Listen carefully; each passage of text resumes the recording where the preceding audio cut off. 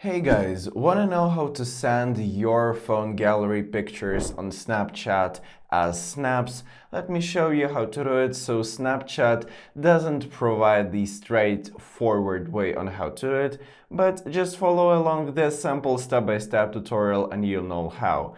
Now open Snapchat on your device and on the camera page, just click on this memory option just on the left from the camera button. So you will be taken to these tabs. Now go to the camera roll and select the media that you want to send. It could be even a video, but I'll just go with these cute dogs. So just to select, just click on the select option at the top right.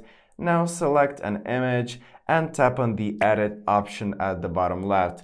So you will be taken to the page where you can edit your image. You can add a sound, a text, or even draw on image, and for example add some stickers too. So when ready, just click on this send to option at the bottom right, and from the list of the recipients, choose one just by clicking on them and tap that send icon at the bottom right.